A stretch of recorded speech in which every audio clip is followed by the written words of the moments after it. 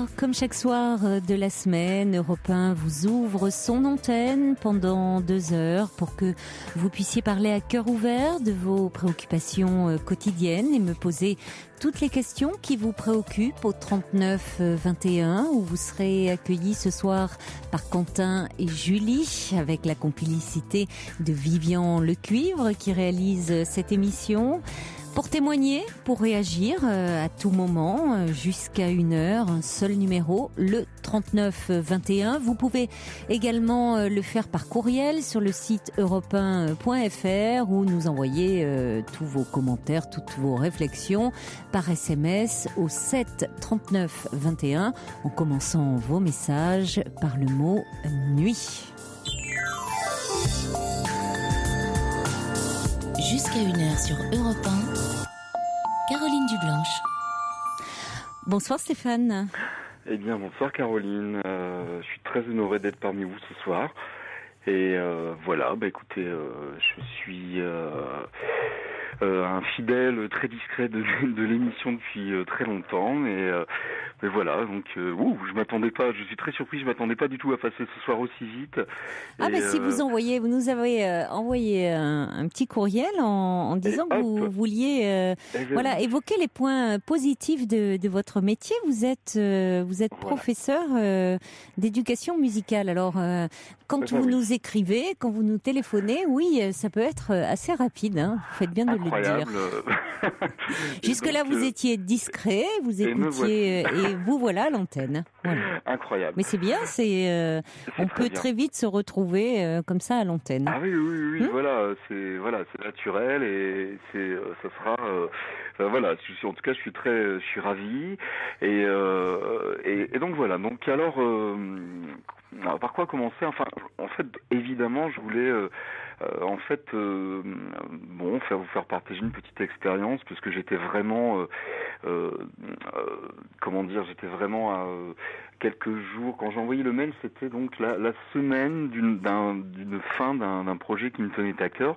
Oui. C'est-à-dire que chaque année, donc moi je suis professeur en collège. Oui. Et donc faut savoir que c'est la fameuse heure d'éducation musicale qui existe encore, qui a et heureusement d'ailleurs, qui a beaucoup évolué quand même depuis un petit moment. Bon, au niveau artistique, c'est vrai qu'il y a donc une heure d'éducation musicale, une heure d'art plastique. Alors avant, on appelait ça musique, dessin. Oui. C'est toujours là et fort heureusement, on se bat. Je dis ça parce que c'est vrai que on a toujours peur d'être peut-être dans un système d'économie, on a toujours peur d'être un jour peut-être sacrifié, mais bon, on tient bon la barre. Il n'y a pas encore trop de menaces et c'est important. Et je voulais un peu témoigner de ça parce que effectivement, dans un contexte assez difficile, dans un métier très difficile, je voulais vous en dire 2-3 mots qui m'a apporté d'ailleurs. Qui va apporter très personnellement quand même un certain nombre d'angoisses parce que c'est quand même un métier assez usant. Donc j'ai 40 ans mais fort heureusement, c'est vrai que pour contrecarrer ce côté très stressant du métier, heureusement on a effectivement des petits bonheurs et l'un des bonheurs, moi j'ai la chance effectivement de pouvoir mettre en avant mes élèves, c'est d'avoir l'opportunité de faire des spectacles et puis de mettre des élèves sur la scène, de les mettre en avant, de les faire chanter, de leur faire du théâtre, etc. Alors je sais qu'il y a déjà eu des témoignages comme ça pour parler un petit peu peut-être des bienfaits de la culture, mais c'est vrai que on a toujours tendance et c'est normal parce que c'est pas évident de parler du côté très difficile et très négatif, mais fort heureusement quand on voit ça, et j'en parle avec beaucoup d'émotion parce que j'en sors, et c'est pour ça que j'avais envoyé ce petit mail, parce que j'étais ravi de ce que j'avais pu vivre, parce que c'est presque indescriptible et je vais avoir du mal d'ailleurs peut-être à le faire transparaître ce soir, et je m'en excuse parce que c'est une telle aventure, c'est-à-dire que donc pour expliquer, donc c'est une heure où on se voit sur la base du volontariat chaque semaine avec les élèves avec les élèves concernés. Alors c'est ce qu'on pouvait appeler la chorale entre guillemets, avec peut-être tout le côté un petit peu péjoratif ou peut-être un petit peu vieillot que cela pouvait peut-être encore avoir dans la tête de certaines personnes. Bon, j'appelais toujours ça le groupe vocal pour éviter justement la connotation avec un petit côté kitsch, on va dire. Oui, la chorale, c'est vrai qu'il y a un côté pour les plus jeunes, notamment, parce que ça peut avoir un côté un peu vieillot, même à 40 ans, oui, je suis d'accord, il y a un côté un peu je dirais que mon expérience... Oui, tout à fait. Mon expérience... Peut-être que le film Les choristes a fait du bien à redonner un peu... à redorer un peu le blason des... Alors, c'est très étrange, justement. Alors, on parle souvent des choristes. Alors, moi, ça a eu un double effet. C'est-à-dire qu'à la fois, j'ai remarqué... Alors, ça a été une expérience extrêmement bizarre, la sortie de ce film, puisque j'ai remarqué chez des élèves qui étaient pourtant très... qui n'étaient pas du tout, on va dire... à l'écoute de ce type de musique, entonné. Moi, j'avais des garçons. Je me rappelle avoir eu des garçons quand le film est sorti en 3e, un petit peu, qui roulaient un petit peu des mécaniques, etc., et qui chantaient Voix sur ton chemin. Qui avaient Voix sur ton chemin sur leur lecteur MP3. Je trouvais ça un peu drôle. Alors, légèrement décalé, oui. Ils écoutaient du rap mais je vous assure, c'est-à-dire que la musique, c'est assez. Moi-même encore, je ne peux pas encore tout comprendre, et pourtant j'ai la tête dedans, le nez dedans. Je ne comprends pas comment parfois certaines choses arrivent à passer les barrières de génération. Et donc j'avais des gamins effectivement qui écoutaient deux raps très violents, et entre deux raps ils kiffaient avec 15 000 guillemets dans leur langage, Voix sur ton chemin, et ils adoraient écouter ça. Moi, je trouvais ça hallucinant. C'est éclectique, c'est des goûts... Mais tant mieux, c'est bien. Et bon, alors moi, tel que je voyais, tel que j'imaginais la chorale en tant que groupe vocal, je l'imaginais pas comme dans les choristes, parce qu'il y avait... Alors, voilà, mais forcément, les temps ont changé aussi. J'avais un problème de comment dire, de couleur, pas de couleur vocale, mais de style de musique qui me convenait pas. J'avais pas envie que ma chorale chantait comme ça, et en même temps je comprenais que les gens trouvaient ça trognon, je trouvais ça vraiment craquant de voir tous ces enfants chanter. Ah, mais si ce film a tant marché, il y a aussi, on voit bien à quel point, d'ailleurs on voit cet aspect de nostalgie. Oui, voilà. On est en plein là-dedans, dans beaucoup... Il y avait l'école, c'est à ce moment-là qu'il y a eu aussi une télé-réalité je me rappelle plus, mais il y avait une télé-réalité qui était sortie avec, c'était, je pense, ils étaient tous, le pensionnat de Chavagne. Oui, je crois, quelque chose comme ça, où on les voyait à nouveau en uniforme. Mais on est en plein dans la nostalgie, que ça soit dans beaucoup d'émissions. Voilà, et avec des débats. Est-ce que justement, nous ne ferions pas mieux de revenir à l'école de l'ancien temps, avec ce débat sur les anciennes méthodes dites plus, en tout cas plus dures. Et puis voilà. Oui. Donc voilà, donc pour en revenir à tout ça, le mot chorale, je l'avais un petit peu banni par rapport à ça, mais j'appelais ça groupe vocal. Alors ça part d'une heure. Alors moi je suis un petit peu, je commence par une heure de chorale entre guillemets groupe vocal, sans vraiment expliquer, juste pour le plaisir de venir chanter une heure ensemble. Et ça c'est formidable. Je pense que tous les gens qui ont l'occasion et je vous écoute chaque soir, Caroline, et souvent on parle d'activité, qu'est-ce que je peux faire comme activité pour me changer d'idée. De temps en temps, il y a l'histoire de la chorale qui revient, et on sait que même pour les adultes, il y a quelque chose d'absolument magique dans le fait de chanter ensemble. C'est un truc formidable au niveau social, au niveau... moi je travaille avec des enfants, mais je sais qu'au niveau adulte, c'est aussi associatif. Il y a des trucs formidables qui permettent de... j'encourage vraiment toutes les personnes qui cherchent justement à faire des activités, car chaque soir on en parle. Qu'est-ce que je vais pouvoir faire comme activité? Qu'est-ce que je pourrais faire? La chorale. Chercher s'il y a une chorale dans le coin, ça peut être super sympa. Et vous avez eu du monde, donc vous avez eu beaucoup d'élèves qui se sont inscrits? Selon les années... C'est sur la base du volontariat. Ça a aussi entre 40 et 50 élèves. C'est beaucoup. Oui, c'est pas mal, mal. Non, parce que surtout au collège, parce que je trouve, vous disiez c'est valorisant par rapport à ce que vous faites à votre métier de professeur, vous dites le côté stressant, parce que je trouve enseigner la musique au collège, je vous tire mon chapeau, parce que c'est quand même pas facile. Hein. Moi, je me souviens en tant qu'élève, le cours de musique, je me souviens, on lui en faisait voir à la pauvre prof de musique. Vraiment, on lui en faisait voir. C'était un peu le défouloir, avec la flûte traversière et tout. Qu'est-ce qu'on lui en a fait voir? Vraiment. Non, mais évidemment. Mais moi, je vous disais qu'effectivement, moi-même, j'ai une expérience. J'ai pas eu une expérience formidable en tant qu'élève de collège. En 6e, j'ai eu un prof, une dame qui était vraiment. C'était sa dernière année. C'était l'horreur. Et là, je vais vous dire, j'ai vécu un truc que je ne souhaite à personne et que je me suis juré de ne jamais faire subir à mes élèves. C'est un truc de fou, c'est-à-dire que cette prof met en place une chorale. Super, alors je m'inscris. Je faisais à peine de la musique, moi j'ai démarré très tard la musique, j'ai démarré vers 12-13 ans en fait. Et j'étais en 6e, je m'inscris, je fais ça avec cœur, j'adore, etc. Elle nous annonce un concert, elle fait écoutez, on va faire un concert. Et je pense que donc les mois passent, je suis assidu avec mes camarades. Et 3 jours avant, sèchement, elle nous dit au fait, on fait pas le concert, il n'y a rien. Et alors là, le monde. Et pourquoi? Et pourquoi, je ne sais pas. Elle vous a pas donné d'explication? Elle nous a pas donné d'explication à l'époque, mais ça m'est resté au travers de la gorge. Je me suis dit waouh. Mais je comprends, oui, si vous aviez été assidu, consciencieux. C'était violent. On n'y allait pas vraiment. C'est-à-dire que, en fait, moi, je m'arrange toujours pour garder le fait que je parle jamais de projet au mois de septembre, ni au mois d'octobre. Souvent, je commence à en parler au mois de janvier. Je me dis, ça y est, j'ai un truc pour la fin d'année. Mais je les fais pas venir parce qu'il y a un truc au bout.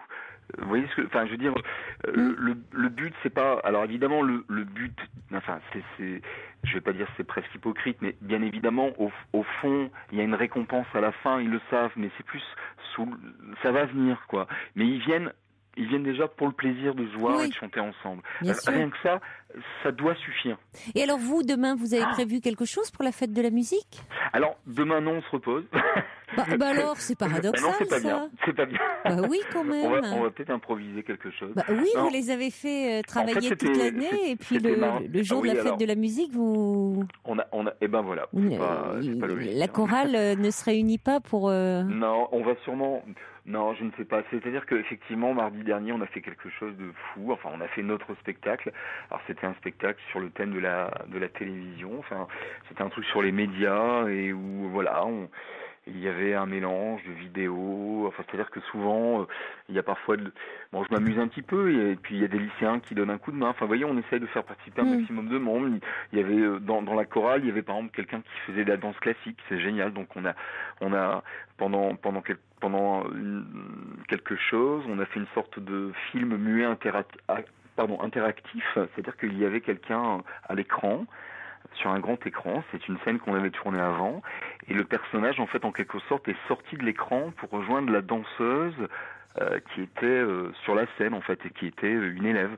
Enfin, on joue un petit peu avec il y a de l'inventivité, là, c'est créatif. On essaye. Oui, parce que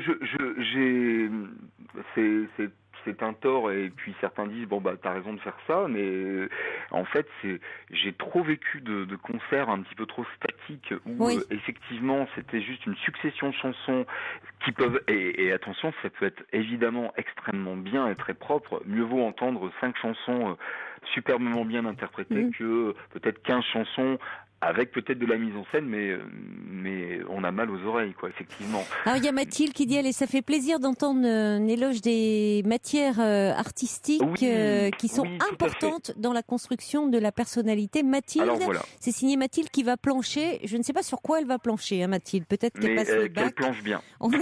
Qu'elle planche, voilà. Il y a Alice. Qu'elle planche avec un très bon courage. Il y a Alice qui planche aussi, qui me dit l'écrit français est passé, il ne reste plus que l'oral, mais toujours en vous écoutant, plein de courage et de pensée pour toutes les premières. Écoutez, merci beaucoup Stéphane de nous avoir parlé de vos activités de professeur. On sent que vous y mettez beaucoup de passion. Voilà. Et c'est vrai que c'est important parce que pour les enfants, pour les jeunes qui ont parfois des difficultés dans les matières dites principales, hein, comme on les appelle, ils peuvent se découvrir comme ça des vocations, des talents. Donc toutes ces matières qu'on dit un peu annexes, dites artistiques, je crois que sont très importantes pour le développement de l'enfant. Et c'est vraiment important de les garder, de les conserver. Et pas seulement en activité extrascolaire, mais aussi au sein du collège. Voilà, exactement. Malheureusement, on a beaucoup de professeurs qui nous soutiennent. Tout le monde, évidemment, vous vous en doutez, tout le monde ne comprend pas et je parle même du corps enseignant, de mes propres collègues, mais ça fait 20 ans que je fais ça. Tout le monde ne comprend pas.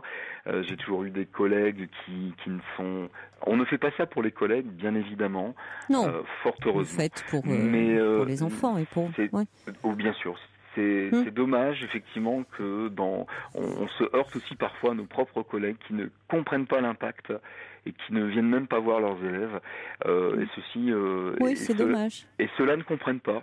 Et parfois, alors évidemment, tout le monde ne peut pas venir. Et évidemment, chacun a parfois d'excellentes excuses pour ne pas venir. Et ça, on les comprend. Mais d'autres ne viennent pas volontairement. Et c'est très difficile pour les élèves parce que parfois, ils s'attachent un petit peu à ça. Ils font un petit peu le tour de leur professeur. Ils disent, tiens, c'est bizarre, c'est une fois par an et monsieur un tel n'est pas venu. Et il y a une petite ignorance, on fait semblant, certains collègues font semblant que ça n'existe pas. Et mais c'est pas grave. Écoutez, l'important c'est que ça ait lieu, c'est que ça se fasse. C'est la priorité. Et je tire mon chapeau à ce collège des Flandres qui se reconnaîtra peut-être. Voilà. Merci beaucoup, Stéphane, de nous avoir parlé de votre métier. Je vous en prie. Au revoir et bonne continuation. Au revoir. Merci Caroline, au revoir. Mélissa Nkonda, Nouveaux Horizons. Un petit message qui arrive au 7 39 21. Quelqu'un qui me dit, moi qui passe mon bac d'économie demain, je me souviens avec regret de mes cours de musique qui furent joyeux pour nous et sans doute moins appréciés. Alors attention, j'ai pas la suite, c'est limité à 160 caractères. C'est dommage, c'est frustrant pour vous et pour nous. Mais les SMS, c'est forcément court, hein, donc si vous voulez réagir, un témoignage, appelez-nous au 39 21 ou à ce moment-là un petit mail europe1.fr. On va accueillir, je crois, c'est Marine qui est avec nous. Bonsoir. Oui, bonsoir Caroline. Bonsoir Marine. Bon, je suis complètement paniquée à l'idée d'avoir téléphoné. Ah c'est fait. Vous ne pouvez plus faire machine arrière, Marine. Si vous pouvez encore, vous pouvez encore accrocher, mais c'est moi qui serais paniquée. Qu'est-ce que je ferais, moi, maintenant que je suis là. Je n'ai pas ma flûte traversière et puis c'est très loin mes années de collège. Alors franchement, ça serait pas génial. J'étais pas douée. Donc on rappellerait Stéphane et peut-être que lui nous sortirait sa flûte traversière, il nous jouerait un petit morceau à l'antenne. Oui, remarquez, pour mais non, combler. c'est dommage quand même, j'ai fait le pas. Donc Allez, vous avez fait le pas, hein, il faut vous lancer maintenant.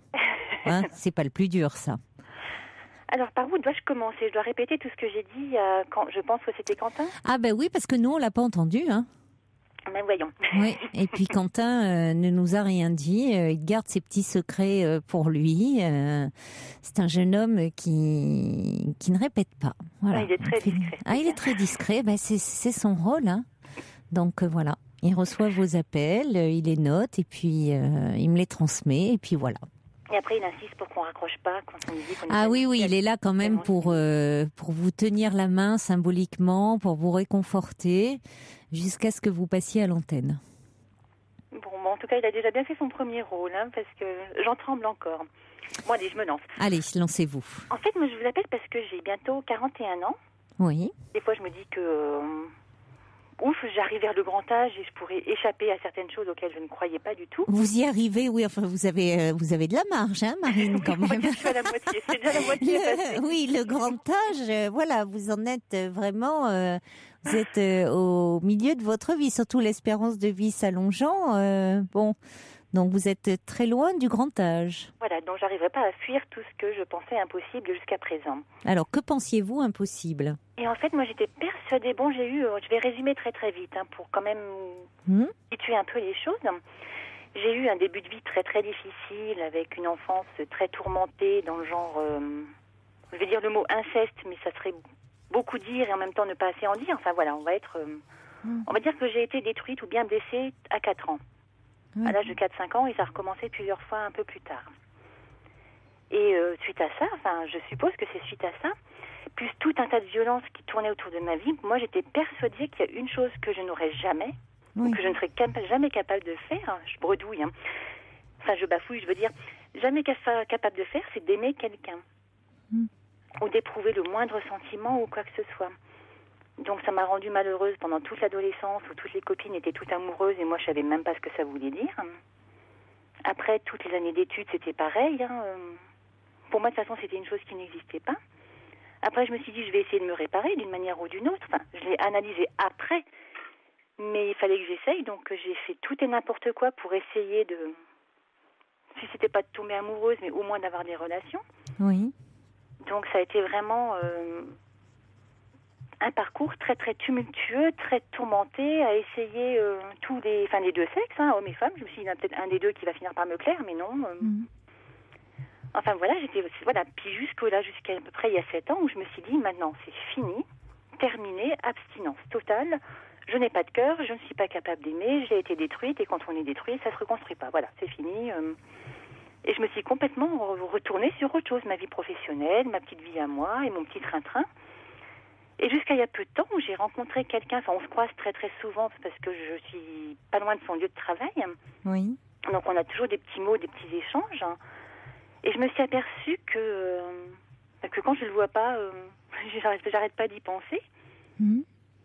Et j'y pense d'une manière, alors il n'y a aucune arrière-pensée, je dirais physique derrière, comme jusqu'à présent ça pouvait être, ou aucune idée de vengeance envers les hommes ou quoi que ce soit derrière, c'est un truc tout neutre, mais par contre je ressens, alors je sais pas si je suis amoureuse ou quoi, mais quand je le vois pas, je suis furax, je l'insulte parce que je l'ai pas vu, alors qu'il est peu rien si on s'est pas croisé à l'endroit où on se croise habituellement. Et ça me fait des espèces de décharges électriques dans les bras, dans la tête, dans les jambes, enfin... J'éprouve des sensations très très bizarres et en même temps très sereines. C'est paradoxal, mais j'arrive pas à vous l'expliquer autrement.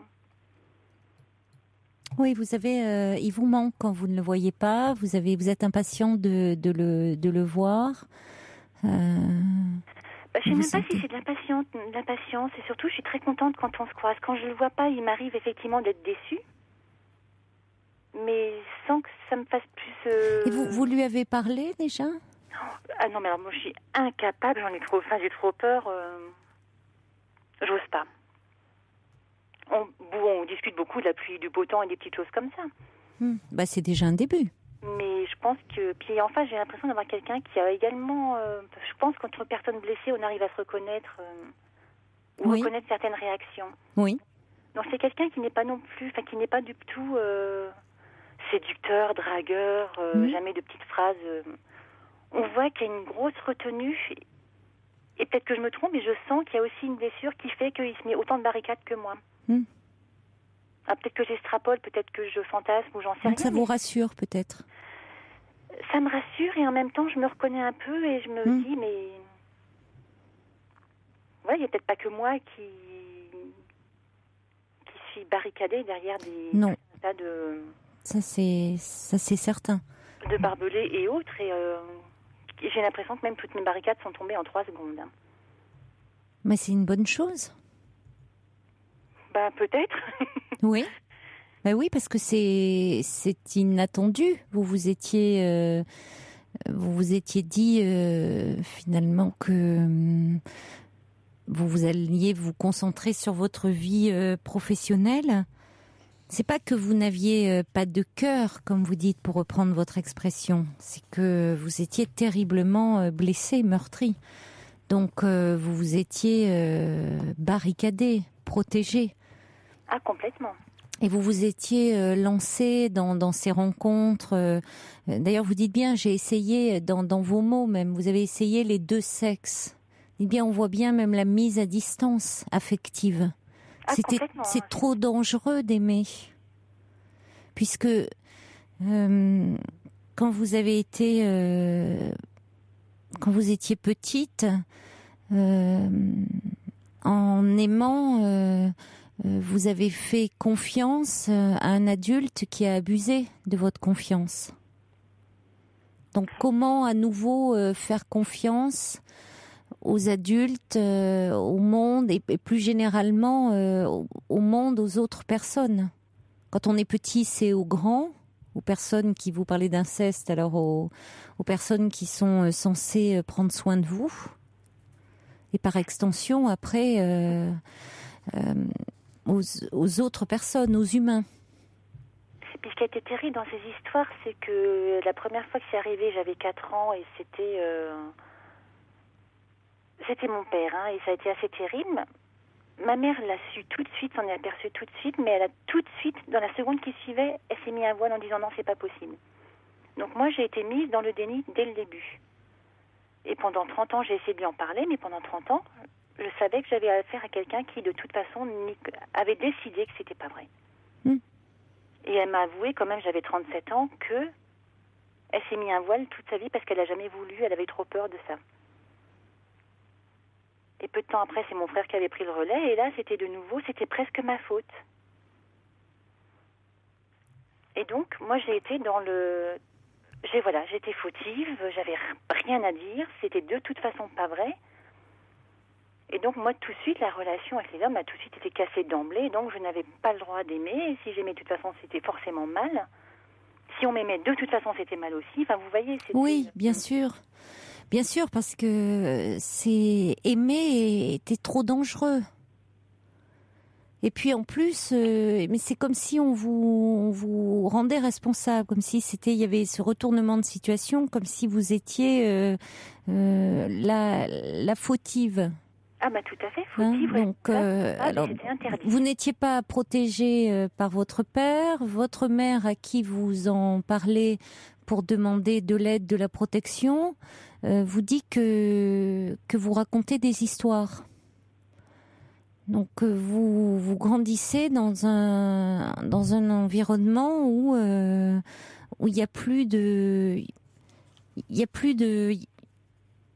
loi, vous êtes livré comme ça, où ceux qui sont là pour prendre soin de vous et vous protéger, le monde n'a plus de sens. Vous ne pouvez plus faire confiance.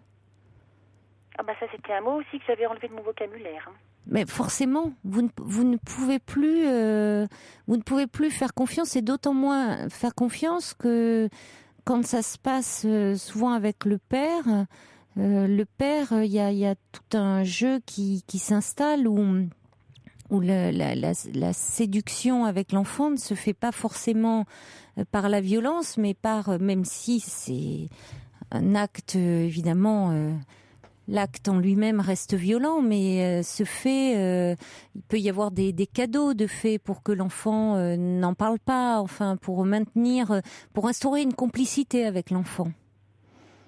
Bah là, il n'y a même pas eu ça, c'était un regard parce que il y avait l'alcoolisme, la maladie, tout était derrière aussi. Hein. Donc, la seule relation qui existait avec mon père, qui existait dont je me rappelle, c'était une défiance mutuelle. Donc, dès qu'il devenait violent, moi je le défiais, continue et je parle. Et vous voyez, c'était...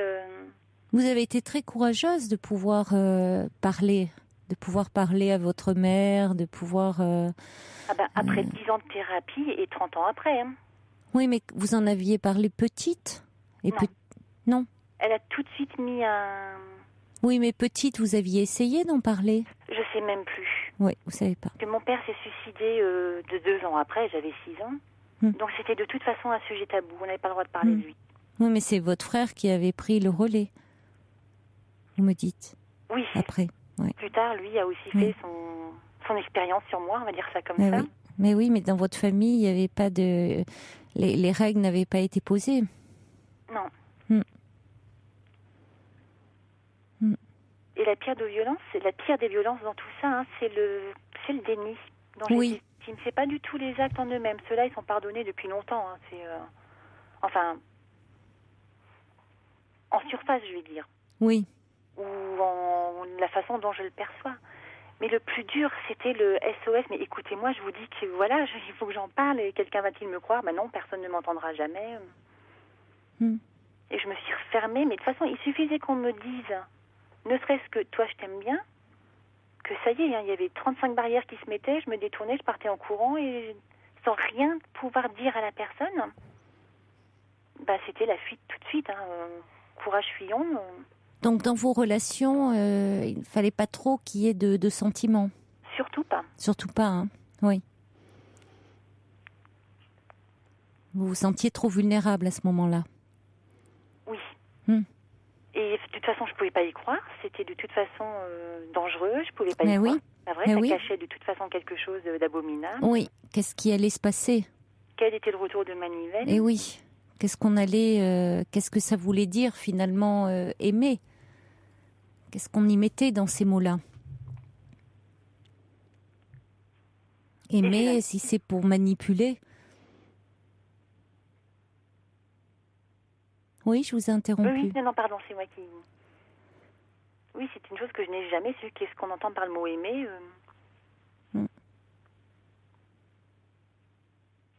Vous avez fait une thérapie? Oui. Oui.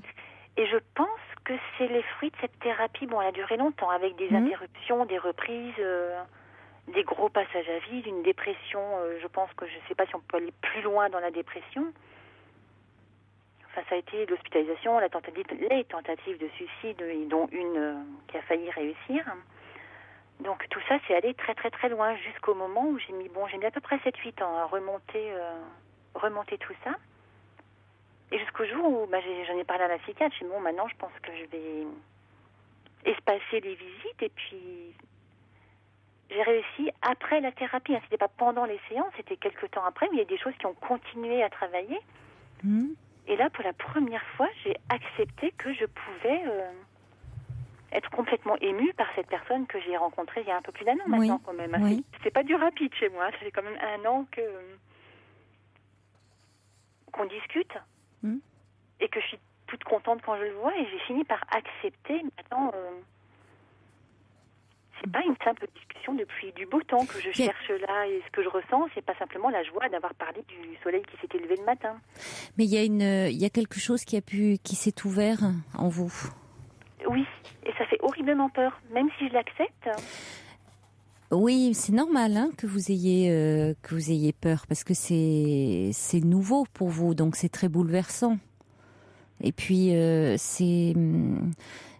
on se sent, c'est normal que vous vous sentiez aussi vulnérable, parce que déjà quand on se sent,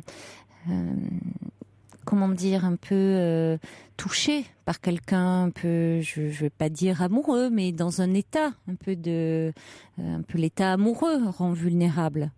Oui. Parce que quand on se suffit à soi-même, ou qu'on pense se suffire à soi-même, qu'on vit comme ça barricadé, c'est une défense.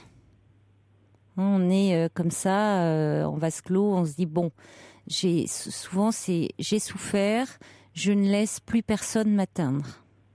Exactement. À tous les sens du terme, ne plus être touché. Alors on peut se laisser toucher physiquement, avoir des rencontres sexuelles, mais surtout pas être touché dans le cœur et dans son âme. Et même dans ces rencontres, je n'ai jamais été dans un état tout à fait normal. Il fallait que je fasse un petit mélange qui allait me mettre la tête complètement à l'envers, histoire d'être... Oui. De ne pas être moi-même, surtout. Oui. Vous preniez un peu d'alcool, un peu... Je mélangeais l'alcool, médicaments. Si je pouvais prendre un peu de drogue, j'en prenais. Oui. Et tout ça, j'ai arrêté parce que je voulais pas me détruire. Je voulais pas continuer de me détruire. Donc, pour ça, j'ai opté pour l'abstinence totale. Je me suis dit, là, au moins... Oui. Voilà, je voulais arrêter tout ça, donc j'ai arrêté tout ça. Parce que je voulais plus continuer à me détruire. Oui, oui. Oui, parce que sinon, c'était continuer finalement ce travail qui avait été fait. Or, ça veut dire que vous êtes passé par une période où vous dites je prends soin de moi. Alors ça passait par cette période, à un moment d'abstinence, mais où en même temps vous preniez soin de vous. Complètement. C'est-à-dire au fond ne pas parce que vous aviez certes des rencontres sexuelles, mais pour avoir ces rencontres sexuelles, c'était où vous vous mettiez dans un état hors de vous-même. Vous n'étiez pas présente à vous-même. Exactement. Et si la personne en plus me disait je t'aime, je reprenais un verre de plus. Oui, ça vous angoissait trop. Donc, c'est vrai que quand on s'ouvre à l'autre, quand on permet à l'autre de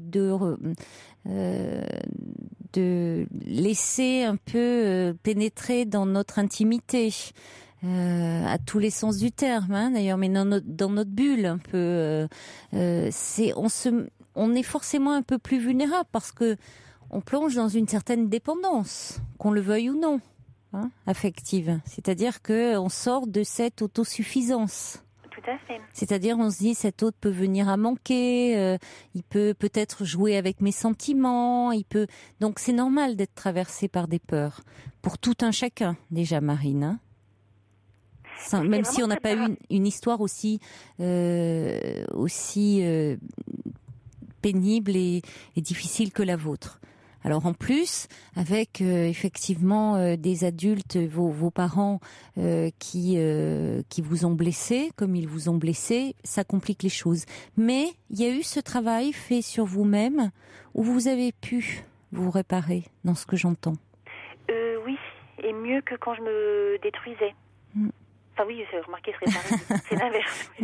Oui, oui. J'en ai entièrement conscience, c'est-à-dire que voilà, j'ai peut-être pris ce temps où je me suis coupée du monde pendant un certain temps. Après, quand j'étais hospitalisée, de toute façon, j'étais dans un monde protégé. Oui. Après, je me suis reconstruite complètement parce que j'avais tout quitté, démissionné, j'avais tout plaqué. Je suis repartie avec un petit sac, j'avais plus rien du tout. Donc j'ai tout reconstruit petit à petit et je me suis dit, je vais me concentrer sur moi, sans complètement négliger les rencontres qui n'engagent à rien. Donc on va dire les rencontres agréables qu'on peut faire quand on se promène à droite à gauche, mais voilà, c'était priorité. Et une fois que j'avais réussi à me reconstruire moralement, à reconstruire physiquement, à me reconstruire, physiquement, professionnellement, j'ai réussi à créer ma propre petite entreprise. Enfin voilà, j'ai réussi complètement. Pour moi, ça y est, ça s'arrêtait là. Et manque de peau, j'avais toujours mes barrières. Je dis manque de peau, puis en même temps, je peux pas faire autrement que de les accepter. Mes énormes barricades blindées avec des bazookas et du barbelé sont tombées d'un seul coup. Ça me fait peur, mais en même temps, j'ai pas envie de les reconstruire. Surtout pas. Et c'est ça qui me fait complètement. Au contraire, c'est très bon signe. C'est très bon signe parce que, vous savez, en thérapie, on dit que c'est lorsqu'on se sent très très fragile qu'on érige énormément de défenses autour de soi, Et le travail de la thérapie vise à faire un petit peu tomber les défenses, c'est-à-dire le côté assez rigide, pour que la personne puisse s'affirmer, puisse au fond devenir elle-même, mais sans être comme ça totalement barricadée, blindée, et se fermer, parce que les névroses font qu'on se ferme à tout, aux autres, aux possibilités, aux rencontres, à la créativité, à beaucoup de choses finalement. On se ferme, on se coupe beaucoup d'horizons, de voies, parce que on se blinde. Donc on se carapace comme ça. Donc c'est signe qu'il y a vraiment cette ouverture aux autres, cette ouverture au monde. C'est signe que votre travail a vraiment porté ses fruits. Donc que vous ayez peur, oui, parce qu'il y a toujours cette peur de l'inconnu. C'est humain, ça. Mais en même temps, vous allez enfin vers quelque chose là où vous pensiez que votre vie était toute tracée. La vie, Marine, elle est en mouvement. C'est jamais figé. C'est pas figé, la vie. Vous voyez, dès qu'on est dans du figé, on est plutôt dans quelque chose qui est du côté de la mort, dans quelque chose alors que la vie, au contraire, c'est l'inattendu. Et là, elle surgit. Vous êtes vraiment très vivante en ce moment. Ah bah oui, alors là, c'est terriblement vivante. Alors c'est pas étonnant que ça vous fasse un peu peur, parce que c'est très déroutant. C'est pas. Oui. Mais rien ne vous empêche, cela dit, si vous vous sentez un peu perturbé, d'avoir avec le ou la thérapeute avec qui vous avez travaillé, d'avoir quelques séances ponctuellement. Oui, pour un peu travailler certains points. C'est possible quand on a fait un travail sur soi important. Je dis pas reprendre une thérapie, mais on peut avoir ponctuellement quelques séances de soutien. Oui. J'avais arrêté pendant à peu près Oui, on avait mis pas un terme. On avait dit, bon, pour l'instant, on va mettre en suspens. Il y a à peu près 6 mois. Puis là, il y a 2 mois, je l'ai revu. Puis on se voit à peu près une fois par mois. Voilà. Mais ça peut être une bonne chose. Mais... Voilà, continuer à faire le point. Oui. En tout cas, il y a quelques réactions. Il y a Poupi qui dit à cette jeune femme qui a 10 ans, qui est, disons, plus jeune que moi, qu'elle a droit d'avoir du bonheur, de le prendre, de le donner, et qu'elle n'est pas seule, surtout.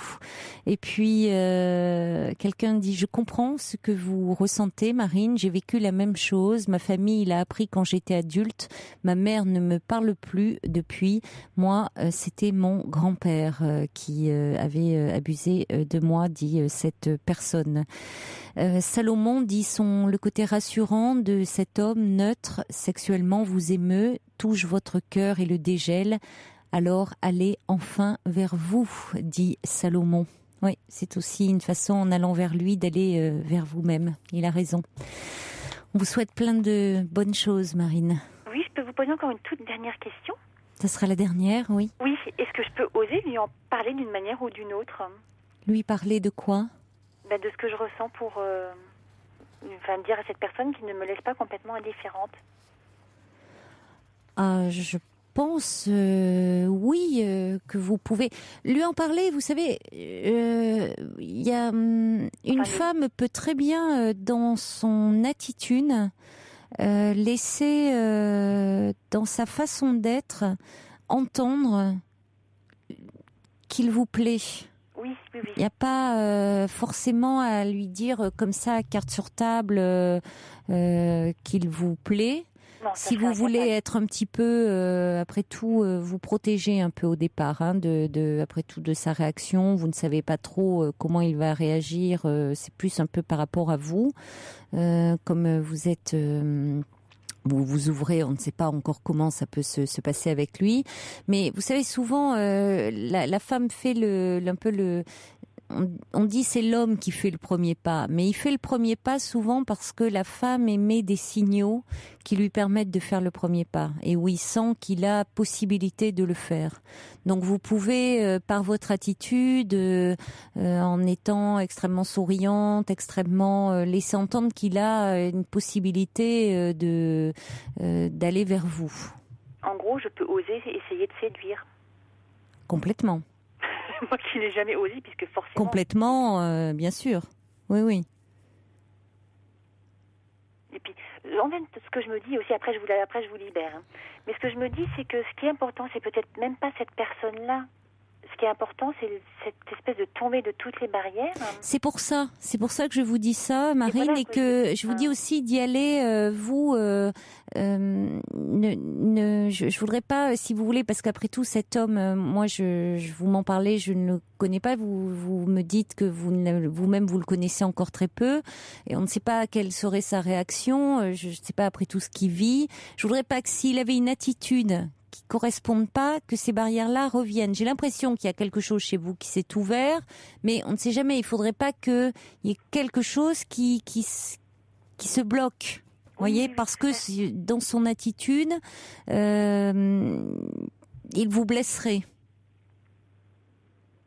Donc, vous pouvez y aller tranquillement et vous verrez bien, mais vous autorisez à le séduire, oui. Mais je comprends pourquoi, évidemment, la séduction était très compliquée et difficile pour vous, puisque on vous a rendu responsable dans votre histoire comme si ça avait été vous, la séductrice. Or, vous étiez une enfant. Donc, vous étiez une enfant. Et donc, la séduction, pour vous, a toujours été quelque chose de très dangereux.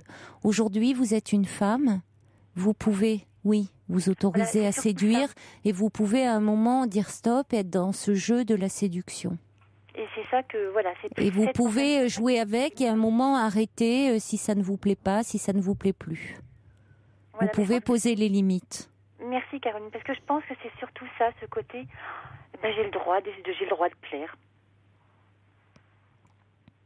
Vous avez le droit de plaire et vous avez le droit de séduire et de jouer à ce jeu de la séduction. Oui, mais je le découvre que maintenant. Oui, parce que ça vous faisait forcément peur compte tenu de votre histoire. Bien sûr. C'était très dangereux, la séduction. Oh, dangereux, mal vu, Mais puni de toute la séduction, façon. ça a été de l'agression pour vous. Oui. Parce que effectivement, les abus sexuels ne se font pas toujours chez les enfants sous forme de violence, mais aussi sous forme de séduction, même si ça reste des abus sexuels. Oui, puis comme dit, c'est surtout tout ce qui est autour, le déni qui est autour, qui détruit. Qui est terrible, oui. C'est ça le pire. Oui. Merci beaucoup, Marine, de votre témoignage. Et bonne chance à vous. Caroline. Au revoir. Au revoir. Eileen Frandy, 24 000 ou 20 004, je sais pas, Bachi. 20 004 Bachi. Je suis décidément brouillée avec les chiffres, même pour désannoncer les titres. Allez, des petits messages qui arrivent au 739. Ça va trop vite. Ils devraient pas l'enlever si vite des écrans, les titres. Ça va à une vitesse folle. On n'a même pas le temps de désannoncer. C'est fou quand même. Des messages qui arrivent au 739 21 pour Marine qui dit oui, que Marine ose se dire qu'elle est séduisante. Et puis Cathy dit oui, déroutant, c'est le mot, parce que votre route n'est pas tracée d'avance. Il y a des messages aussi qui arrivent pour Stéphane. Chaudron de la Barque dit très beau métier que le vôtre, Stéphane. À l'heure où nous sommes rentrés dans le débat en vue de l'élection présidentielle, il faudrait prendre vraiment le temps de revaloriser les métiers de l'éducation et de la santé, indispensables à toute société digne de ce nom. Bonne fin d'année scolaire à vous et entretenez sereinement votre flamme. Isaac me dit ah non, Caroline, maintenant c'est la série Glee qui a popularisé les chorales. Les choristes, ça date tout de même un peu. D'ailleurs, cette série vous permettrait de travailler votre anglais en chanson et déguiser votre oreille aux sonorités anglo-saxonnes qui vous effraient tant. Vous pourriez, à force d'entraînement, annoncer et chanter les titres diffusés à l'antenne. Annoncer peut-être, mais chanter, non. Et puis Stéphane, il m'envoie un petit mail, le prof de musique, il me dit Caroline, au collège c'était la flûte à bec, pas la flûte traversière. Vous n'avez pas osé me contredire à l'antenne. Je suis désolée, je ne fais pas la différence entre les sortes de flûtes, moi. Je joue du pipeau, moi, c'est ça, voilà. Et il me dit c'est pas grave, allez, je vous en veux pas. Choc ultime. Il n'y a plus de flûte à bec enseignée au collège depuis septembre 2009. On chante et on écoute de la musique uniquement désormais, me dit Stéphane. Alors j'avais quelques messages aussi pour vous. Catherine me dit j'ai jamais aimé mes cours de flûte, mais aujourd'hui je joue du piano et demain c'est avec Marie que je partagerai ce bonheur. Quelqu'un me dit je repense souvent avec nostalgie à mes cours de musique au collège avec un professeur aveugle qu'on respectait beaucoup. Et puis un autre message, c'est une enseignante en maternelle qui me dit le temps de chorale est le plus attendu de la semaine, celui que les enfants préfèrent. C'est un moment très fort. Il y avait un petit message aussi qui dit très sympathique cet enseignant. Ça ferait du bien pour que nos enfants... Attendez, il faudrait que j'en retrouve ce message qui nous dit... mais non, je le trouve plus. Bon, allez, je le trouve pas. On va accueillir Bernard. Bonsoir Bernard. Bonsoir Caroline. Bonsoir. Oui, voilà, je souhaite donc passer sur l'antenne pour lancer un appel aux auditeurs. Oui. Étant donné que mon épouse est en dépression sévère depuis plus de 5 ans. D'ailleurs, il y a 9 mois, j'avais eu le plaisir de vous parler pour parler de cette situation qui était difficile à vivre. Et là, elle est encore à nouveau hospitalisée. Et ce que je trouve surprenant, oui, c'est que dans l'hôpital psychiatrique où elle est, elle voit quelques psychiatres, des médecins donc. Oui. On va continuer à en parler après le journal, d'accord Bernard? Vous ne raccrochez pas, hein, tout de suite.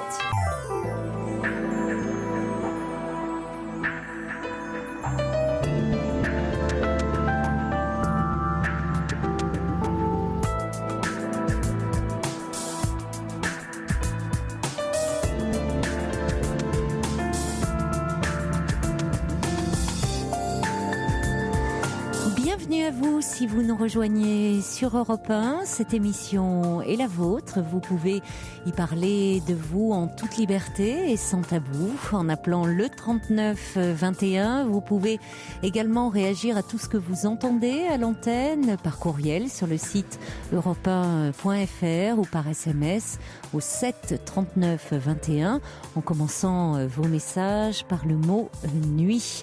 Alors nous allons retrouver Bernard. Oui. Bernard, donc votre épouse souffre d'une dépression assez sévère depuis 5 ans. Oui, largement 5 ans, oui. Elle est hospitalisée. Oui. Et alors, ce qui vous préoccupe, c'est qu'elle est suivie essentiellement par des psychiatres. Psychiatre, oui. Donc, elle rencontre principalement une psychiatre 1 à 2 fois par semaine, Oui. mais entre 5 et 10 minutes. Et puis, comment vous sentez-vous? Oh, je vais pas très bien.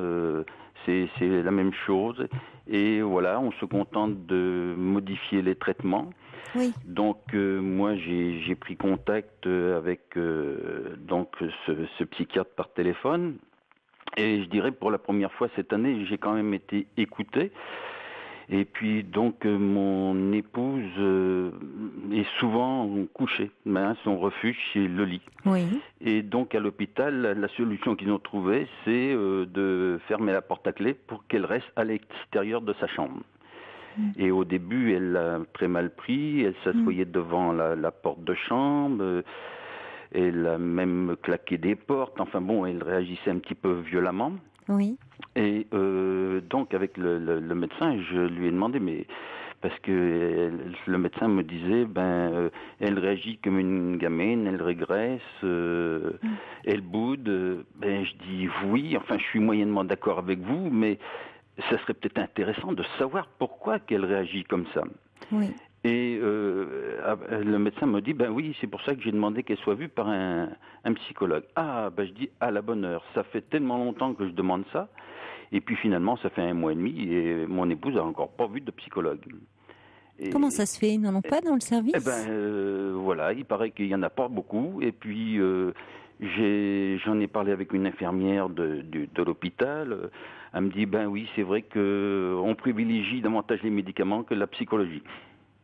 Alors voilà, je voulais en quelque sorte lancer un appel pour savoir si dans les autres départements de France, si c'était la même chose, ou parce que j'arrive pas à comprendre. Parce que moi je suis malvoyant, mes enfants m'ont lu un livre sur comment l'environnement devait faire quand on avait une personne en dépression. Oui. Et il disait clairement que les médicaments étaient une chose, mais que la psychologie faisait partie aussi du traitement. Complètement. Oui. C'est indispensable qu'il y ait les deux.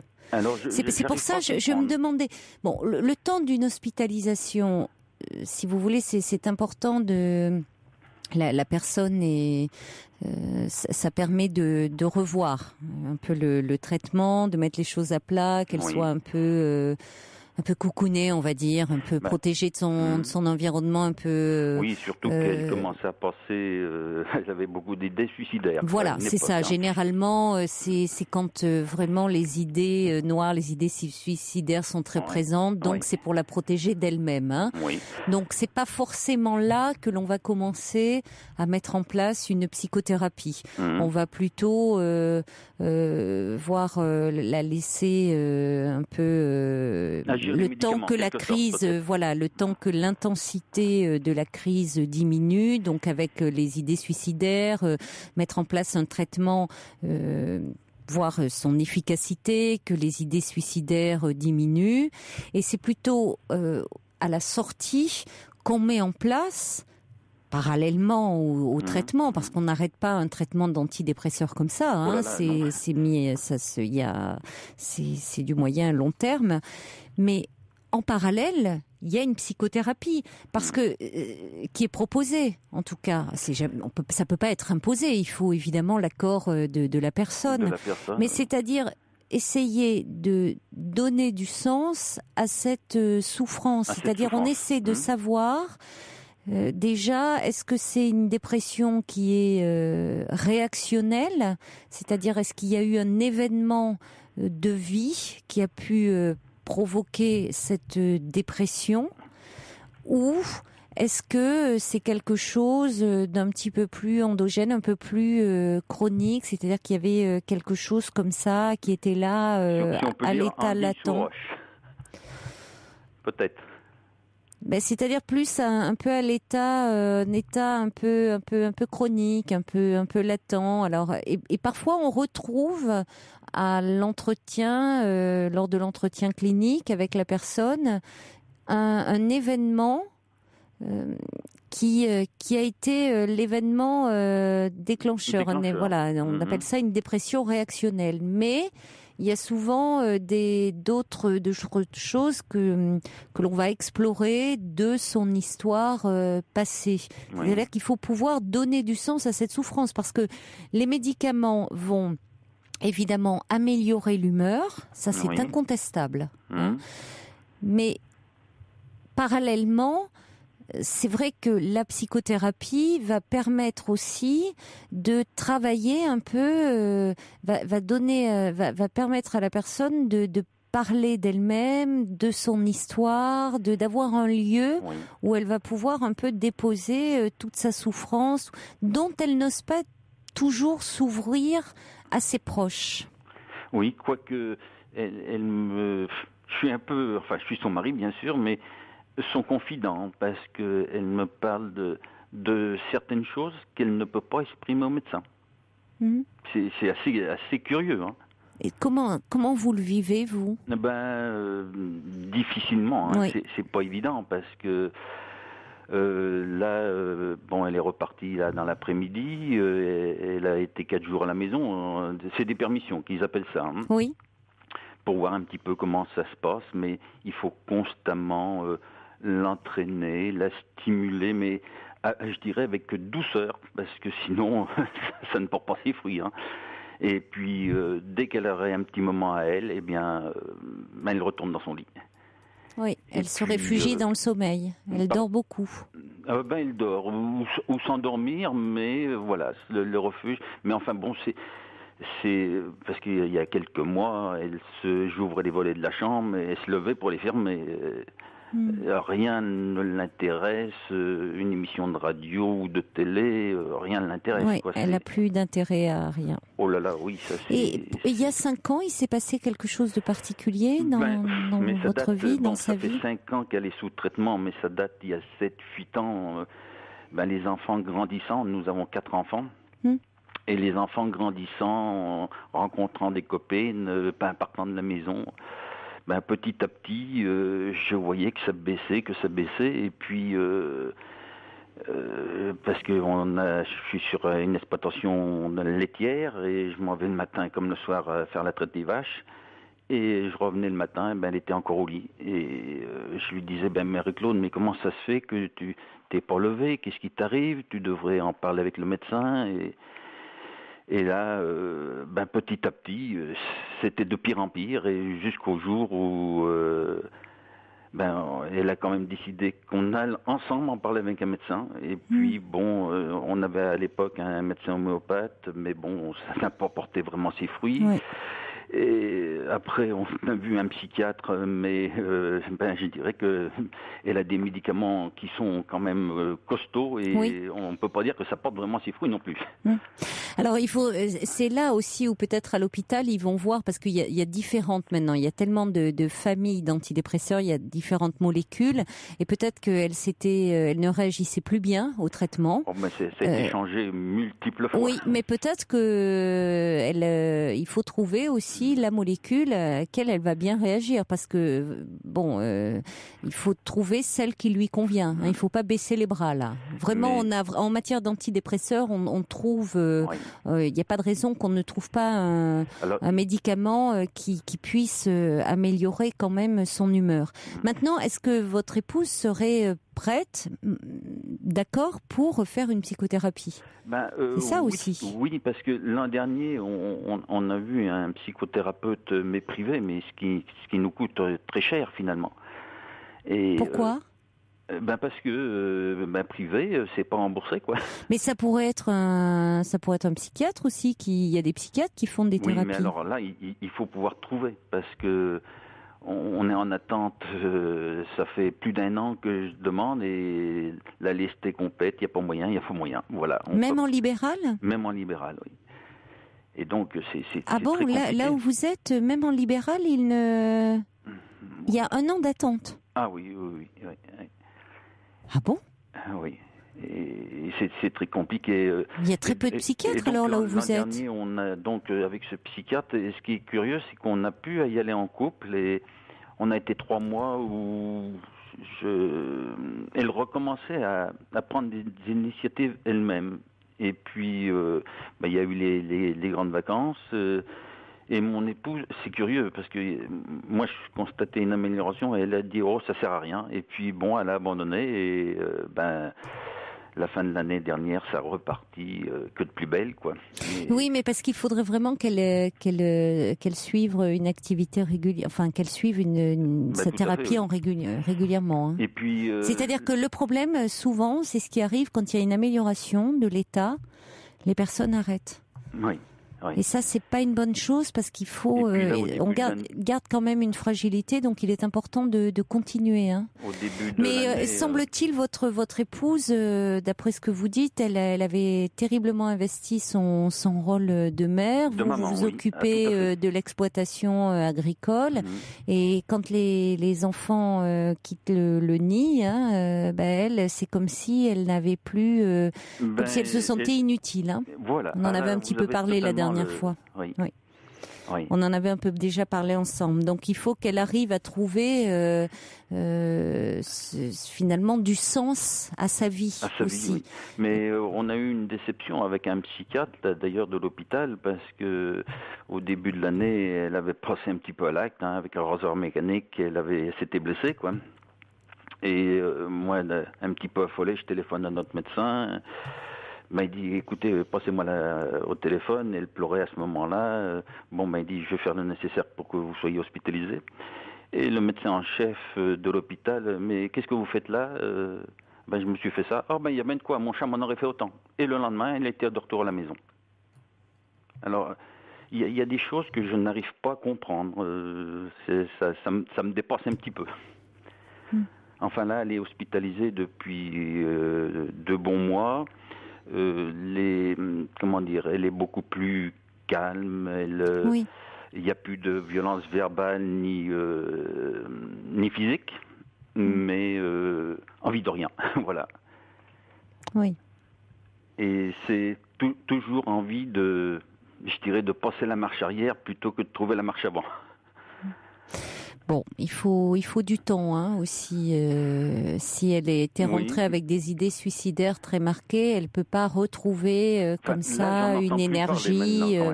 Donc déjà il y a une amélioration. Maintenant, qu'elle retrouve comme ça une certaine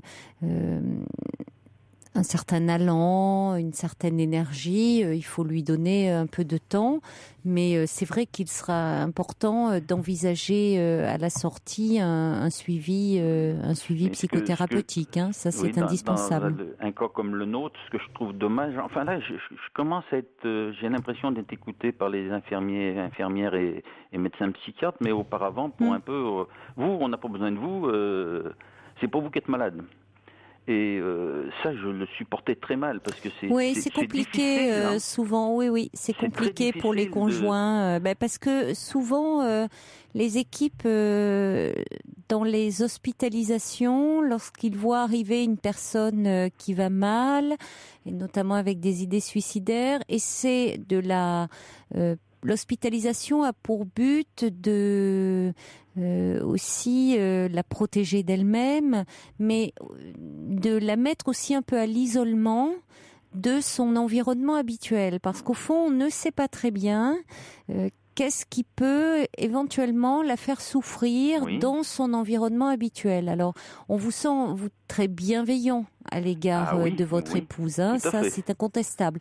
Mais l'équipe médicale ne sait pas bien, au fond, qu'est-ce qui peut se jouer dans une relation de couple, dans des relations familiales. Donc, dans un premier temps, et cet isolement, ça permet de voir vraiment la personne hospitalisée, l'équipe, et de s'occuper d'elle et d'elle en priorité pour ne pas avoir des images un peu faussées, altérées par ce qui en est dit par l'entourage.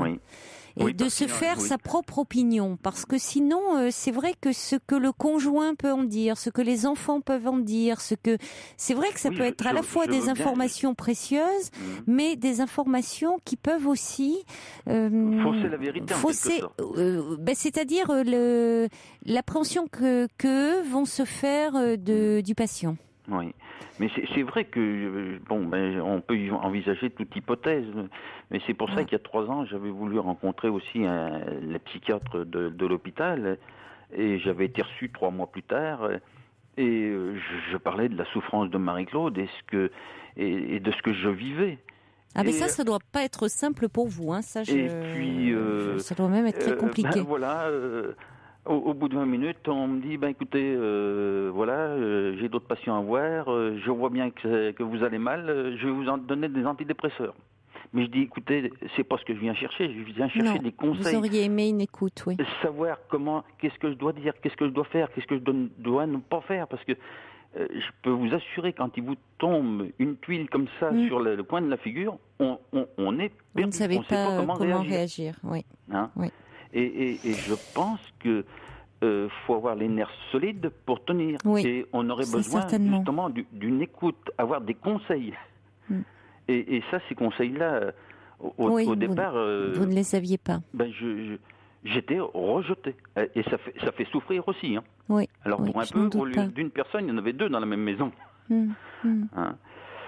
Non, mais vous faites beaucoup en l'entourant. Mais c'est vrai que c'est important qu'elle ait un lieu pour parler de ce qu'elle vit, de ses peurs, de ses angoisses, parce que vous ne pouvez pas, vous, tout prendre en charge. Parce que quand elle se confie à vous, peut-être plus qu'au psychiatre, c'est lourd pour vous. Et ça, il y a des choses où ça pèse trop pour vous, parce que vous êtes son mari, vous êtes là pour la soutenir, pour l'épauler, pour être à ses côtés dans ces moments difficiles, mais vous pouvez pas non plus prendre en charge cette souffrance. À un moment, c'est elle qui peut y donner du sens. Alors, il s'agit pas, voyez, de comprendre que dans la dépression, elle ne peut pas, évidemment, c'est pas de la mauvaise volonté. Elle est dépression, ça se traduit par un état de grand épuisement et physique et moral. Non, c'est un grand épuisement et physique et moral. Bon, donc elle ne peut pas, elle n'a pas l'énergie pour le moment de faire quoi que ce soit. Elle n'a plus tout ce qui lui plaisait avant. Aujourd'hui, elle n'y trouve plus de centre d'intérêt. Donc vous avez en face de vous, d'une certaine façon, une autre personne. Ça revient.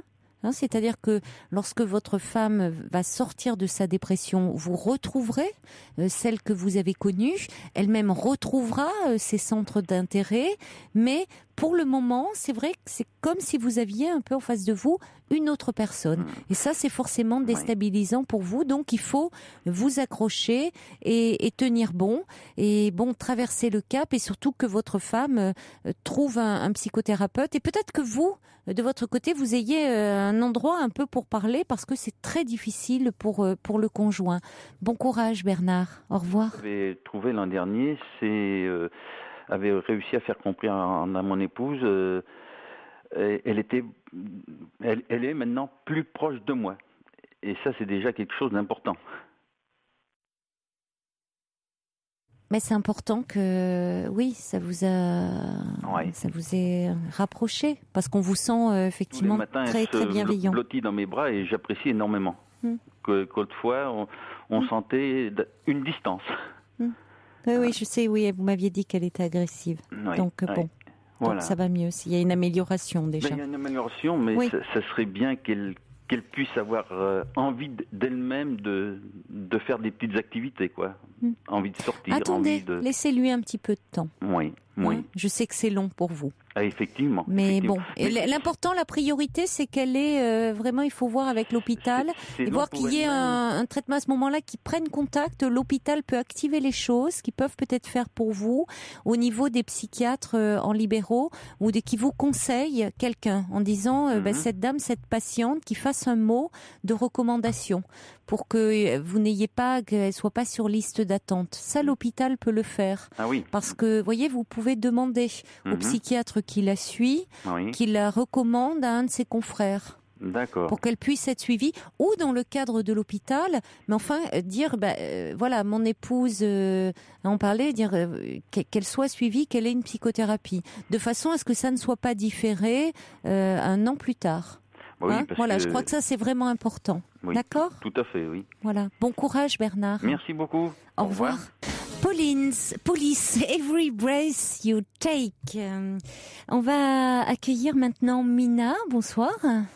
Bonsoir. Bonsoir Mina. Bonsoir, je tiens à vous remercier parce qu'en vous écoutant et en écoutant les témoignages des auditeurs, on se dit que il y a de l'espoir. Tant mieux. Voilà. Alors, mon cas, moi, je suis étudiante, j'ai 20 ans. Oui. Je suis diabétique depuis l'âge de 4 ans, c'est-à-dire que ça fait 16 ans que je suis malade. Oui. Et je le vis très mal. C'est surtout que je commence à avoir des complications du diabète. Oui. Malheureusement, j'ai pas choisi d'avoir le diabète, mais on dit qu'on peut aussi décider d'avoir ou de pas avoir les complications. Les complications, vous les avez au niveau de... À quel niveau ? C'est mes dents. C'est un déchaussement de dents. Et faut les enlever. Et j'étais hospitalisée il y a une semaine. Et ils m'ont dit que je dois les enlever. C'est-à-dire, c'est prévu pour le mois prochain. Je dois les enlever. C'est une des complications de votre diabète, ça. Oui, c'est ça. Et pourtant, vous êtes suivie par un diabétologue ?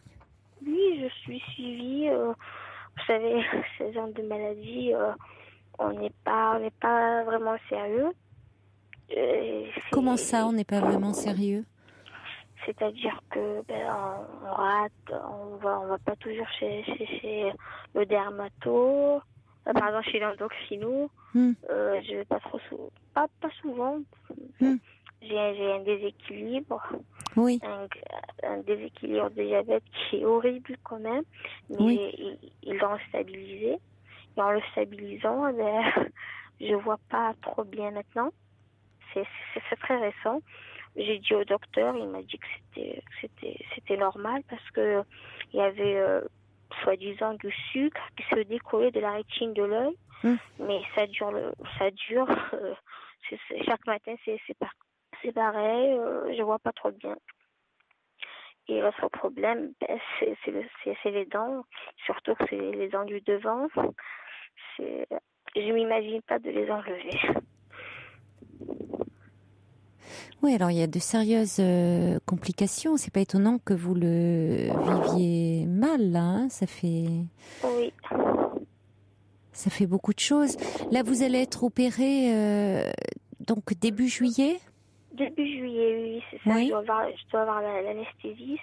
Et 5 jours après, je dois avoir le dentiste pour une intervention. Pour qu'on vous mette des implants ? Non, pour enlever les dents. Et pour les implants, il faut attendre, je crois, 2 mois, 1 mois, je sais pas. Et on m'a pas beaucoup expliqué. Du coup, je dois aller début juillet pour voir l'anesthésiste, pour en parler et tout. Et une semaine après, c'est enlever les dents. Qu'est-ce qu'il vous dit, votre endocrinologue, comment se fait-il que ça se soit aggravé comme ça ? C'est normal, parce que c'est dans le monde médical, on dit toujours qu'après 15 ans de maladie, surtout de diabète, les complications commencent à apparaître, c'est normal. Oui. Et c'est surtout à cause du déséquilibre. Et moi, mon déséquilibre, c'est parfois je fais pas mon insuline parce que j'en ai marre. Je me dis, je fais pas. Voilà, c'est ça. Il y a des moments où vous laissez aussi un peu, vous suivez pas à la lettre, quoi, le traitement. J'ai beaucoup d'idées suicidaires, mais pas suicidaires médicaments ou en se jetant, non. Je fais pas mon insuline. Par rapport à votre traitement, oui. Voilà, je m'en fous si je meurs. Et quand je fais pas l'insuline un jour ou deux, eh ben, ça se complique et je commence à vomir. Oui. Il y a l'acétone qui apparaît dans le corps, on commence à vomir. Et là, je cours vite faire mon insuline pour arrêter un peu. Oui, vous jouez un peu avec votre vie. Voilà, c'est ça. Je joue avec ma vie, tout le monde me dit ça. Je mange des sucreries beaucoup. Et c'est ça mon problème. C'est-à-dire que j'arrive pas à bien le vivre. D'ailleurs, même pour mes études. Voilà. Qu'est-ce que vous faites comme études? Je fais des études de sciences et techniques. Sciences et techniques. Oui, c'est ça. Je suis en première année. Oui. Et apparemment, je serai aussi en première année l'an prochain parce que ils ont commencé le rattrapage quand j'étais à l'hôpital. Du coup, c'est raté. Oui, mais ça, bon, vous pouvez pas tout mener de front, en même temps, Mina. Oui, non, pour les études, je m'inquiète pas trop parce que déjà, je compte pas y rester. J'ai envie de changer, faire quelque chose de plus facile, quelque chose qui me convient, surtout pour la maladie aussi. Et mais c'est fatigant pour moi. Chaque matin, quand j'arrivais à la fac, j'arrivais toujours fatiguée. On me disait, tu fais un marathon ou quoi? Et je leur disais non, c'est la maladie, mais peu de gens comprennent. C'est très fatigant, oui. Ça fatigue beaucoup un diabète. Oui. Et en plus, si vous voulez, c'est souvent dans le cas comme ça d'une maladie chronique qu'on a depuis l'enfance. Il y a souvent une période ça peut être au moment de l'adolescence où, comme vous êtes une jeune adulte, vous avez 20 ans. Je ne sais pas quand est-ce que ça a commencé, ce moment où vous vous êtes dit j'en ai marre, par moment j'arrête un peu avec l'insuline, pendant 2 jours je ne le prends pas. Ça a commencé quand? Depuis longtemps, quand j'étais collégienne. Voilà. Je me disais je vais faire plus d'insuline et je vais dormir parce que je vais plus me relever. Voilà. Mais ça marchait pas. Oui, mais c'est beaucoup de jeunes gens, particulièrement avec cette maladie, ou de jeunes garçons, de jeunes filles, à un moment en ont marre. C'est-à-dire que quand ils sont enfants, ils n'ont pas le choix. C'est les parents qui s'occupent d'eux, qui prennent en charge le traitement. Alors ça veut pas dire c'est compliqué pour un petit enfant, parce que très tôt, j'imagine, vous avez eu conscience que quand même par rapport aux autres enfants, il y avait la maladie. Même si vous étiez petite. Vous aviez beau être petite, vous vous rendiez compte que par rapport aux autres enfants, il y avait cette maladie. Vous étiez différente. J'étais différente en allant dans un anniversaire ou quoi, j'avais pas le droit de manger des gâteaux. Et oui, c'est très contraignant. Pourtant, mes parents m'ont jamais privé, j'avais le droit à un petit gâteau. Mais moi, je voulais toujours la grande part, c'était le gâteau. Et oui, bien sûr. Entier, voilà. Et oui, et c'est très dur pour des parents de devoir priver leur enfant, et en même temps, ils sont obligés de le faire parce que c'est une question de santé, de vie ou de mort. On ne peut pas évidemment donner du sucre à un enfant qui est diabétique. Mais alors, donc les parents, quand l'enfant est petit, c'est eux qui veillent au traitement. Et puis, au moment de l'adolescence, c'est là où les choses souvent se compliquent. Parce que quand on est adolescent, on commence à moins bien accepter l'autorité des parents. Alors, quand il n'y a pas de maladie, eh bien, ça va être sur les choses de la vie quotidienne, sur la scolarité, sur les sorties. Bon. Mais quand il y a la maladie, là, on peut dire, après tout, c'est mon corps, c'est ma vie, et je peux décider si j'ai envie de continuer ou pas à suivre ce traitement, et je peux décider de ma vie. Et donc jouer avec sa vie, à un âge où on joue, où on prend des risques. Ce que vous êtes en train de dire, Mina, au fond, ce que vous continuez à faire, ce qui est une façon de dire que vous êtes dépositaire de votre vie, et plus vos parents. Mais moi, ce que j'ai quand même envie de dire, c'est que votre vie, elle est précieuse. Et qu'il n'y a que vous qui pouvez en prendre soin aujourd'hui. Oui, on me dit toujours ça, mais c'est pas on. C'est aujourd'hui, c'est vous. Je comprends que ça soit très contraignant, mais c'est votre vie et vous n'en avez qu'une.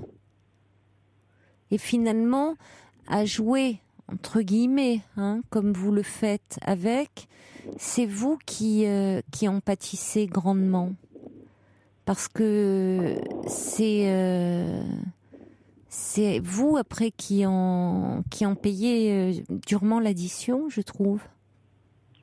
Parfois, je me dis, pour l'instant, perdre ses dents à 20 ans, oui, et perdre un peu de vue, de la vue, il me reste quoi? Du coup, je me dis, il en reste rien. Si. C'est vrai que c'est moins si, vous ne vous résumez pas à des dents et de la vue, c'est pas votre personnalité ne se résume pas à ça, mais pourquoi vous cherchez-vous à vous abîmer comme ça?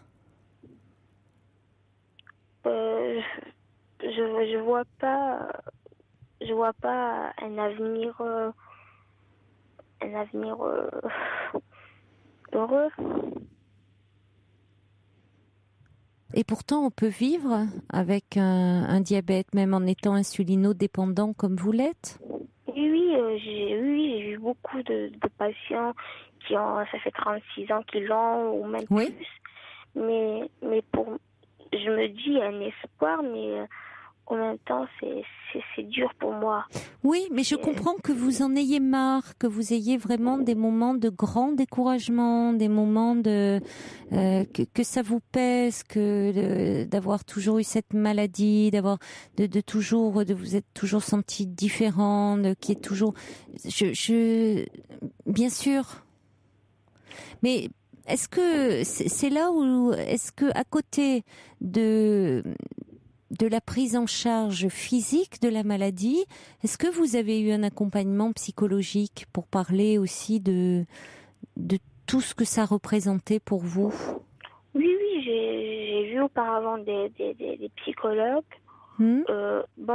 Auparavant, j'avais pas de complications. J'étais un peu suivie. Oui. Et quand je voyais, c'est en rentrant à la maison, c'était je faisais mon régime, j'étais équilibrée pendant 2 mois, maximum 2 mois, pas plus. Et ensuite, je reprenais mes habitudes. Et récemment aussi, quand j'étais hospitalisée, j'ai vu un psychologue, mais il m'a rien dit. Je lui ai expliqué mon cas. Oui. Mais il m'a rien dit. Il a rien dit. Voilà. Mais le psychologue, il n'est pas là pour vous dire quelque chose, Mina. C'est vous il est là pour vous écouter d'abord. Il va pas vous comprenez bien qu'il va pas vous dire ce que vous devez faire ou comment vous devez vous y prendre ou justement, il n'est pas là pour vous donner des conseils pratiques. Il est là pour vous entendre et entendre à quel point parfois vous pouvez en avoir marre, à quel point c'est compliqué pour vous, pour ouvrir un espace comme ça de parole dans votre vie. Oui. Avoir un lieu pour parler peut-être de vos angoisses, de ces peurs par rapport à l'avenir, La différence qu'il y a entre le psychologue que je voyais quand j'étais plus jeune et celui que j'ai vu récemment, c'est que auparavant, il me faisait comprendre que j'ai une vie précieuse, que je dois bien me soigner. Oui. Mais récemment, c'était un psychiatre, pas un psychologue, qui est venu me voir, mais il n'a rien dit. Il m'a dit vous pouvez faire un régime si vous avez de la volonté. Et pas plus que ça. D'accord. Peut-être que le contact n'est pas bien passé aussi avec lui. Ça peut arriver, ça. Vous n'avez pas eu le feeling, comme on dit. Non. Non, mais ça peut arriver, ça. Ça peut arriver et ça compte. C'est comme avec un médecin. Il y a des médecins avec qui on n'accroche pas. Et dans ces cas-là, c'est important de changer. Donc après tout, si vous n'avez pas accroché avec ce psychologue, vous pouvez en voir un autre. Parce que c'est important de se sentir en confiance, d'avoir envie de parler. C'est quand même quelqu'un à qui on va confier des choses très intimes. Donc si on se sent pas bien, autant changer. Parce que si on se sent pas, si on, voyez, on va confier des choses très intimes qu'on n'irait pas dire même à des amis très proches. Donc il faut vraiment se sentir bien. Oui, Mais que ça ne vous empêche pas de refaire une démarche. Parce que je crois que dans un moment quand même compliqué comme celui que vous traversez, ça serait important que vous soyez soutenu. À côté de votre prise en charge médicale. Oui. Alors il y a Cathy qui dit vous allez avoir des implants parce qu'on ne va pas vous laisser comme ça, vous imaginez bien à 20 ans sans avoir de dents. Enfin, maintenant c'est vrai que ce qui est fait est très esthétique et vraiment on ne fait pas la différence et même ça sera vraiment là vous n'avez pas de souci à vous faire sur le plan esthétique. Hein Donc, mais c'est important aussi. Bon, vous êtes bien prise en charge sur le plan médical et que psychologiquement vous soyez aussi soutenu là par rapport à ça, parce que vous traversez un moment un peu difficile.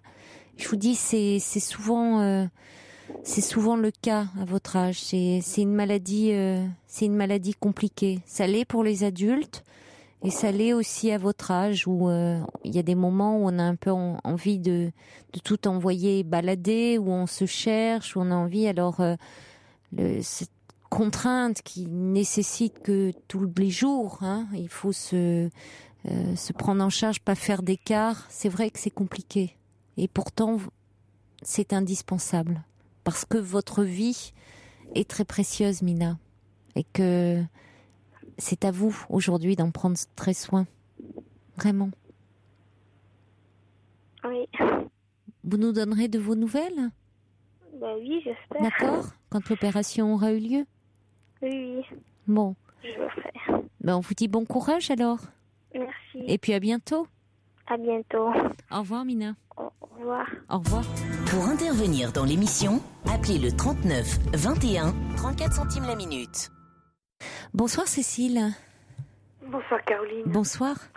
J'ai été très intéressée par le témoignage de Bernard, c'est ça ? Oui, qui nous parlait donc Je me souviens de son premier témoignage, oui, avec son épouse qui était hospitalisée. C'est bien que vous vous souveniez de son premier témoignage parce que Bernard était assez désemparé à ce moment-là. C'est l'homme extraordinaire. Oui, il est extrêmement doux, patient, attentionné.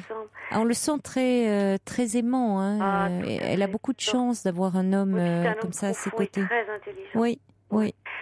Écoutez, moi j'ai un témoignage qui me concerne parce qu'il y a une dizaine d'années, je venais de sortir tout juste d'un deuxième divorce épouvantable qui avait fait remonter à la surface le premier. J'avais été très très mal comprise par mes parents, auprès desquels j'avais cherché un secours affectif comme un bébé que j'étais redevenue. Et au lieu de ça, je n'avais que des disqualifications devant mes enfants, etc. Enfin bref.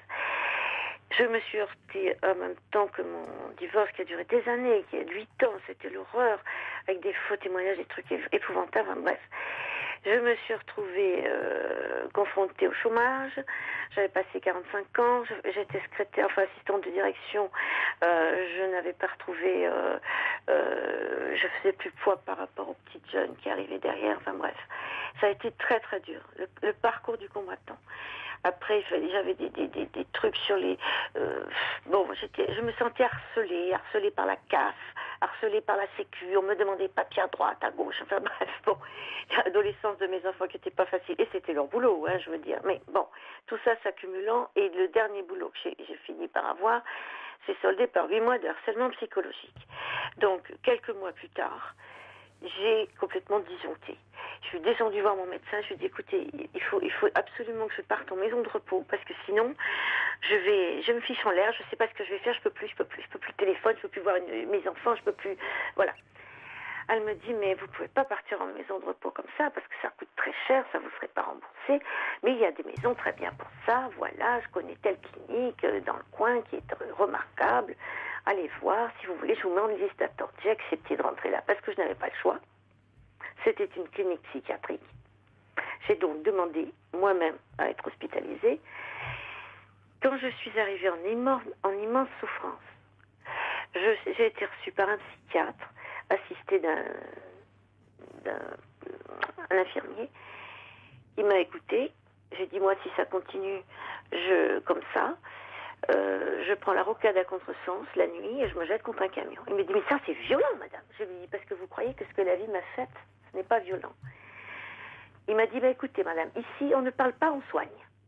Il s'est tourné vers l'infirmier, il a dit, on va la mettre sous, alors on m'a donné un très fort antidépresseur pendant 10 jours, en perfusion, 2 heures chaque matin. Ce qui fait que j'étais complètement abrutie et que tous les jours, le psychiatre qui me suivait venait dans ma chambre, s'asseyait au bout de mon lit, j'étais complètement dans les vapes, il me regardait dormir, il marquait 3 mots, il partait, et puis à la fin, parce que la Sécu m'a envoyé le double de la facture qu'elle a reçue, chaque fois il marquait une consultation spécialisée. Voilà, c'était ça sa consultation. Et ça a coûté un argent fou à la sécurité sociale. Je suis sortie de là, au bout de 5 semaines, parce que j'estimais que ça suffisait.